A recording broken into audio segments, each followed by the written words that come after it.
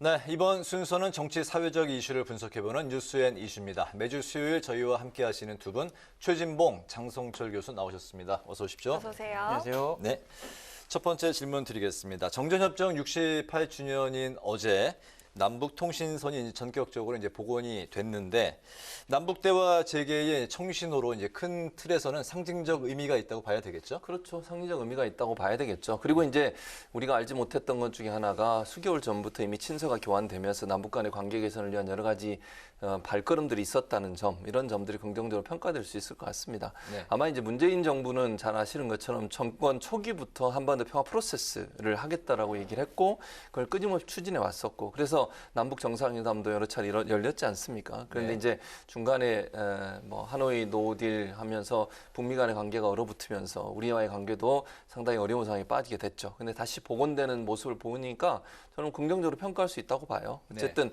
한반도 평화가 정착되기 위해서 남북 간에 조금씩 양보하고 또 교류하고 대화하는 부분들이 계속돼야 된다. 그게 뭐 우리 국민 모두가 원하는 거 아니겠습니까? 네. 이렇게 계속 휴전 상태에서 서로가 총뿌리를 겨누는 이런 상황이 계속되는 것은 원하지 않을 것이고 그래서 아마 문재인 정부 입장에서야 이제 정부 끝나기 전에 어쨌든 또 다른 성과를 내기를 원할 겁니다. 이제 그런 부분에 대한 노력을 할 텐데 네. 결실이 어떻게 맺어질지 좀 기다려봐야 될 것 같습니다. 네네. 근데 뭐 교수님께서 설명 잘 해주셨고 저는 기본적으로 왜 북한이 갑자기 이 시점에서 왜 통신선을 연결했을까? 결국에는 그걸 우리가 지난 6월 29일에 있었던 노동당 확대 간부 회의에서 유추해 볼 수 있을 것 같아요. 당시에 보면은요, 보건노동부 당비서, 그다음에 군사위 부위원장, 군참모장 3명이 해임됐어요. 네. 왜 해임됐냐면, 야, 코로나, 가뭄, 뭐 이런 것 때문에 인민들이 많이 배고파하고 있다. 좀 군량미를 풀어가지고 좀 인민들이 나눠줘라 그랬더니 군량미가 없던 거예요. 그래가지고 김정은이 뭐라고 그랬냐면, 너희들 무능력하다. 국가 비상 방역에 너희들은 태공, 그러니까 태업이죠. 게으르게 네. 일을 했다. 이런 식으로 상당히 비판을 했어요. 코로나가 심각합니다. 그것 때문에 국경이 폐쇄됐잖아요. 그래서 지금 에너지라든지 식량 수입을 중국으로 못 해요. 네. 가뭄 때문에 지금 식량도 상당히 부족하고 코로나도 확산됐고 우리 한국에 도움이 필요했기 때문에 저러한 통신선을 전격적으로 연결하지 않았나 싶습니다. 어쨌든 근데 이 부분을 애써 폄하할 필요는 없을 것 같아요. 이러한 신락 같은 희망을 갖고 남북한이 화해와 협력으로 나갈 수 있다면 좋은 하나의 계기가 될 수 있다라고 말씀드립니다. 네, 남북통신선 복원에 이제 협력한 북한이 이제 그동안 이제 문재인 대통령과 이제는 절연하겠다라고 했었는데 입장을 이제 바꾼 이유에 대해서 장 소장님, 장 교수님께서는 코로나로 인한 북한의 이제 국내 경제 어려워진 경제 사정을 이제 말씀하셨는데 뭐 그 교수님께서는 어떻게 보십니까? 뭐 그런 부분도 있을 수 있다고 봐요. 근데 거기에 플러스해서 저는 바이든 행정부의 출범도 도움을 줬다고 저는 봅니다. 이게 네. 무슨 말이냐면 우리와의 관계 개선은 결국 북미 관계 개선까지 연결돼 있고 지금 현재 북한 입장에서는요 본인들한테 드려져 있는 제재를 푸는 게 가장 중요하지 않겠어요? 코로나도 그렇고 식량 문제도 그렇고 네. 경제 문제는 북한에 대한 제재가 풀려야 되는데 그건 미국이 주도하고 유엔에서 하는 겁니다. 우리나라가 하는 게 아니고. 그런데 그 출발선상은 우리나라의 관계 개선이고 그것이 미국과의 관계 개선으로 연결돼야 되는 건데 바이든 행정부 들어오고 나서 잘 아시는 것처럼 북한이 호전적인 모습을 보였어도 바이든 행정부는 계속 대화를 얘기했어요. 대화의 끈을 놓지 않았고요. 트럼프 대통령과 다르게 아주 이제 체계적으로 가겠다. 그러니까 탑 다운이 아니라 바름 업 다운으로 가겠다고 얘기를 했습니다. 네. 그 말은 실무적 차원에서부터 시작해서 결과를 내겠다고 하는 모습을 보인 거 아니겠어요?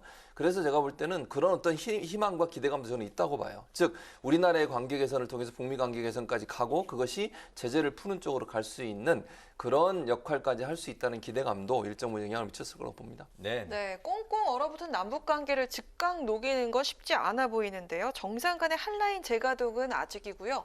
남북 공동 연락사무소 폭파 관련해서 북측의 사과도 없었는데 이 부분은 어떻게 보십니까? 그러니까 지금 야당에서는 아니 도대체 자존심이 있냐 이거 우리나라 국민이 총으로 사살당했고 시신도 불태워졌다 이 부분에 대해서 아무런 문제 제기도 않고 북한은 아무런 입장 표명을 하지 않고 있다 이게 맞냐 당신 문재인 정권은 국민의 생명과 안전을 지킬 만한 능력과 자격이 있느냐 의지가 있느냐 이런 식으로 비판을 하고 있습니다. 여당에서는 이렇게 얘기를 하죠. 그래도 일단 대화의 끈을 다시 연결한 것은 감지덕지하고 우리가 이제 할 수 있으면 화상 정상 회담이라든지 여러 가지 남북 간의 통일부 장관 이런 분들의 회담을 통해서 이러한 문제는 좀 차근차근히 풀어나갈 수 있다라고 이제 판단을 하는 거잖아요. 저는요, 이 부분 관련해서는 여당도 맞고 야당도 맞다고 생각이 듭니다. 일단 대화의 끈 이어가고요. 그 다음에 우리가 요구했던 여러 가지 상황들, 뭐 사과도 필요하고 우리 유감 표명도 필요하고 그럴 것 같습니다. 그런 부분에 대해서 북한은 성의 있는 입장을 분명히 밝혀야 된다라고 생각이 듭니다. 네. 네, 장 교수가 지난주보다는 상당히 뭐라 그러죠? 합리적으로 객관적인 합리적인 이야기하고 얘기를 하네요. 있습니다. 네. 그래서 상당히 환영합니다. 지난주에는 지난주에는 불합리했어요, 제가? 상당히 날석에 저한테 막 공격을 하더니 어쨌든 저도 동일한 생각이에요. 그러니까 결국 남북 간의 관계라고 하는 것이 특수한 관계잖아요. 네. 북한이 어떤 뭐 집단이라는 표현까지 하면 나라인지 아시잖아요, 다. 북한은 원래 그래요. 그러니까 이게 우리가 생각할 때 합리적인 어떤 행동을 하는 나라의 모습과 동일한 외교를 할 수 없다고 저는 보거든요. 그래서 통일부가 저는 필요하다고 보는 건데 네. 북한이 원래 그래요. 그러니까 본인들의 잘못에서 인정하는 것도 잘 안 하고 또 뭐 막 떼쓰듯이 하고 이제 그래도 우리는 사실 통일이라고 하는 우리 국민의 염원을 이루기 위해서 달래도 가고 또 혼도 내고 이러면서 가야 된다고 저는 보거든요. 네. 그러니까 저는 이제 이런 문제들에 대해서 지적할 수 있다고 저는 생각해요. 그리고 우리 정부도 그런 문제가 재발되지 않도록 지난번에 잘 아시는 것처럼 우리 국민 사살하고 이런 것들 우리가 강력하게 항의도 하고 네. 또 이런 문제에 대해서 문제를 제기하기도 했습니다. 그럼 북한은 답변도 안 하죠. 물론 안 했다고 계속 오리발 내밀고요. 어쨌든 그런 상황에서 그렇다고 우리가 대화를 완전히 단절해버리고 우린 너희하고 상대도 안 해. 이럴 수는 없는 거거든요.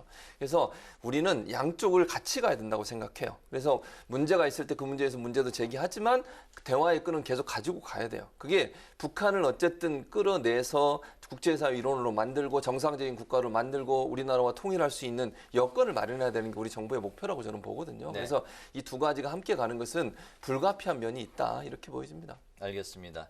남북 통신선에 대해서 이제 여야 이제 반응이 이제 엇갈렸는데 남북 통신선이 복원되자 이제 그 외신이 그 남한이 이제 그 남북 정상회담을 이제 추진하고 있다 이런 보도가 나왔고 청와대는 이제 바로 부인을 했습니다만 말씀하신 대로 내년 이제 그 대선을 앞두고 남북 대화 이야기들이 또 이제 물꼬가 터질 그런 가능성도 뭐 배제할 수 없는 상황인데 남북 정상회담과 또 북미 회담의 그 물꼬를 트기 위해서 정치권이 좀 어떤 노력을 해야 될까요? 그러니까 정치권은 이 부분에 대해서 정치적인 해석이나 분석을 좀 삼가했으면 좋겠어요. 이게 뭐 대선에 영향을 미친다고 하거나 이런 식으로 자꾸 나가게 되면 이게 네. 정치적 오해를 불러일으킬 수 있지 않겠습니까? 저는 뭐 이 문제는 정부가 예를 들어서 문재인 정부 입장에서는 남북회담 하는 거 환영하겠죠. 그리고 저는 추진도 할 거라고 봅니다. 뭐 네. 결정된 건 아무것도 없지만 네. 뭐 청와대는 공식적으로 부인하고 있지만 가능하다면 남북 정상이 지난번처럼 판문점에서 깜짝 만날 수도 있는 거고 대화하는 건 좋은 거잖아요. 그런 차원에서 본다고 하면 추진은 저는 할 거라고 봐요.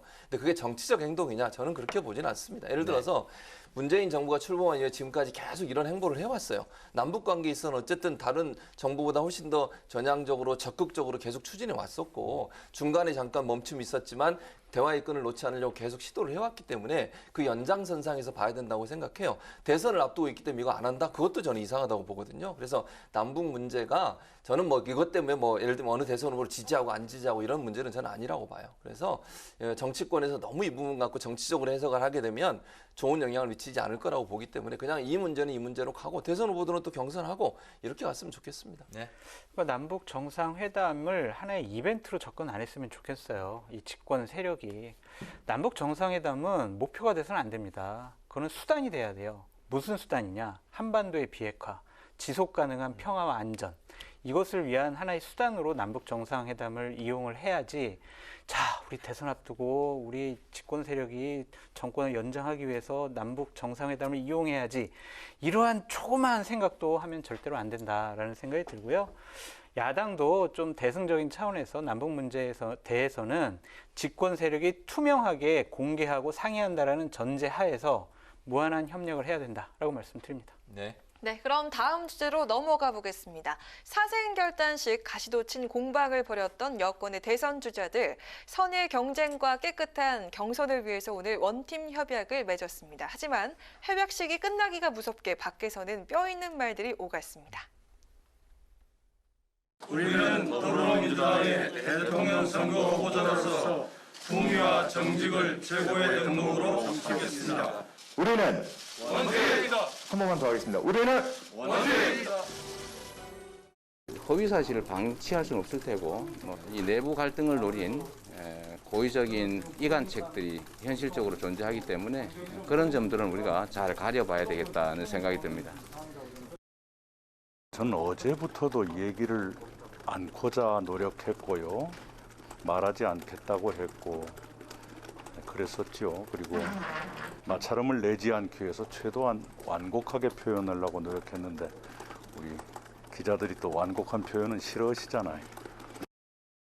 네, 방금 보신 것처럼 선서도 하고 서로 원팀 배지를 달아주면서 미소도 지었는데 뒤돌아 서자마자 다시 가시를 세웠습니다. 그래도 1시간 전에 끝난 본경선 첫 TV 토론에서 좀 달라진 모습을 보였나요? 안 어떻게 보셨습니까? 달라졌어요. 그냥 으르렁 거렸습니다. 이번에 더 강하게 얘기한 분이 정세균 후보예요. 정세균 후보가 이재명 지사한테 아니 당신이 얘기한 거 아무리 읽어봐도 이거는 내가 납득이 안 돼. 이거는 당신이 호남 비하 발언한 거야. 지역주의 얘기한 거야.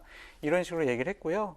또한 또다시 백제 문제, 그다음에 노무현 대통령 탄핵 문제에 대해서 이런 대표 해명해라. 이런 논쟁이 계속 나왔거든요. 아까 우리 원팀 화면 봤지만 외치는 것도 그리고 원팀이라는 배지 달아주는 것도 호흡이 좀 잘 안 맞은 것 같고 상당히 좀 어색해 보였어요. 서로 눈빛이 되게 어색하더라고요. 이런 것은 아직도 이제 경선이 많이 남아있기 때문에 그냥 우리는 한 팀보다 경쟁자로 생각하는 부분이 더 많은 것 같습니다. 그리고 이제 당으로서는 딜레마가 뭐냐면 당신들 네거티브 하지 마. 너무 서로 공격하지 마. 경고할 거야. 수단이 없어요, 근데. 경고의 수단이. 제재 수단이 없어요. 그냥 구두 경고밖에 없거든요. 이런 부분이 앞으로 더 격화될 다른 후보들 간의 경쟁이 잦아들 것 같지는 않아요. 앞으로 더 심해질 거다. 이렇게 보여집니다. 네, 전반적으로 어색하게 보셨다는데요. 네. 그럼 그러니까 불가피한 면인 것 같아요. 제가 볼 때는 원팀을 아무리 강조해도 결국은 또 경선에서 이기기 위해서 저런 얘기를 계속 하는 그런 상황인 것 같고 네. 제가 볼 땐 저기 여야 다 떠나서 다 그럴 겁니다. 앞으로도 그럴 거라는 생각이 드는데 좀 안타까워요, 사실은. 그러니까 물론 검증을 하기 위해서 뭔가 질문하고 문제를 제기하고 이럴 수는 있다고 봅니다. 근데 그게 너무 이 진흙탕 싸움으로 가는 것은 서로에게 저는 좋지 않다고 생각해요. 그리고 이제 본선에 누군가는 나가야 되잖아요. 저 중에 누가 될지 모르겠지만 저분들 중에 누군가 본선에 나가야 되는데 그분은 나가서 만신창이 돼서 나가는 거예요. 그게 민주당한테 무슨 도움이 되겠습니까? 저는 너무 이렇게 네거티브를 하는 것은 절대로 바람직하지 않다고 생각해요. 그러니까 네. 누군가는 후보가 될 거고 저 다 6분 중에 그 중에 한 분이 나가는데 그분이 너무 그 전에 상처를 받아버리면요 본 경선 본 이제 여야 대결 가운데 나가서 더 공격받지 않겠어요? 저는 검증을 하되 그게 너무 네거티브가 깊어지면 깊어질수록 내용이 커지고 그 내용이 커지는 것은 상대 당에게도 또 다른 공격의 빌미를 줄 수도 있다는 점을 기억한다고 하면 적당히 했으면 좋겠어요. 저는 양쪽 다 누구든 그러니까 너무 이걸 네거티브 공격 검증이라는 이름으로 네거티브를 너무 강하게 하다 보면 그거 자체가 전체가 같이 망하는 그런 쪽으로 갈 수 있다는 점을 좀 알았으면 좋겠어요. 근데 대선 후보에 대해서 우리가 지금 검증하는 건데 적당히 하거나 안 했으면 좋겠다? 이거는 아닌 것 같아요. 더욱더 철저하고 치열하게 서로 겸쟁해가지고 과연 저 사람이 도덕적으로 문제 없는 것이냐? 저 사람이 민주당 정체성에 맞는 사람이냐? 대한민국을 이끌어나갈 비전을 갖고 있는 사람이냐? 이런 것들은 충분히 경쟁해야죠. 네. 이런 부분은 더 심화될수록 국민의 관심도 이끌 것이기 때문에 더욱더 치열하게 해라라고 좀 말씀드리고 싶습니다. 싸움을 더 하라고 지금 부추기고 있는 건데 저는 더욱더 뭐 네. 치열하게 철저하게 뭐 검증에 대한 거는 다들 뭐 국민들도 이해하고 그럼요. 그렇게 이제 가기를 이제 바랄 텐데 문제는 이제 이게 네거티브냐 검증이냐라는 이제 그 선에서 늘 아슬아슬한 경계가 있는 것 같습니다. 기준이 있어요, 그거는. 아 기준이 있어요? 네. 어떤 겁니까? 제가 이제 최준봉 교수님에 대해서 막 뭐를 하면은 검증이에요. 근데 최준봉 교수님이 저한테 뭐라고 하는 건 그건 네거티브예요. 네거티브인가요? 그러니까 제가 하면은 검증이고 제가 당하면은 네거티브예요. 네. 그러니까 이런 것들이 그냥 말장난이라고 좀 보여져요. 그러니까 많은 부분들, 행동, 그동안 했던 말, 그동안 얘기했던 정책들에 대해서 분명히 서로 논쟁이 있어야 돼요. 그래야 좀 더 발전적인 방향이 나오는 것이고 하나 좀 눈살이 찌푸려지는 것은 지금 국민들께서 코로나 때문에 많이 힘들어하고 계시잖아요. 답답해하시고. 근데 피검사 하자라느니 뭐 백제가 나오고 뭐 적통 뭐 이런 얘기까지 하는 거는요. 네. 집권 여당의 지도자답지 않은 행동들이에요. 그러니까 이런 부분들은 집권 세력은 국정 운영에 무한한 책임 갖고 있지 않습니까? 이런 부분을 좀 자제했으면 좋겠다는 생각은 좀 들어요. 그럼 장 교수님은 그 민주당 그 후보들 간에 서로 지금 이제 날선 공방을 벌이는 것도 검증이라고 보시는 건가요? 그럼요. 예, 검증이죠. 네거티브가 아니고. 왜냐하면 과거에 했던 얘기들에 대해서 다 얘기가 나오고 있어요. 그러니까 예를 들면 2006년에 이낙연 대표가 민주당 원내대표를 했을 때 노무현 정권에 대해서 뭐라고 그랬냐면요. 이건 태어나지 말았어야 할 정당이다. 양극화를 심화시킨 그러한 대통령이다라고 하면서 정말 신랄하게 비판했어요. 그러니까 이런 것들이 계속 드러남으로써 과연 이낙연 대표가 본인이 주장하는 것처럼 나는 민주당의 적통이야.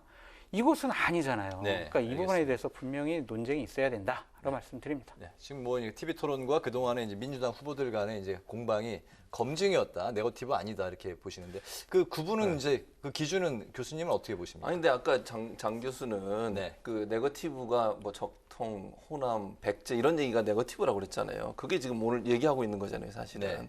그러니까 그 경계도 장 교수도 애매하게 지금 얘기를 하는 거예요. 그러니까 저는 이렇게 생각해.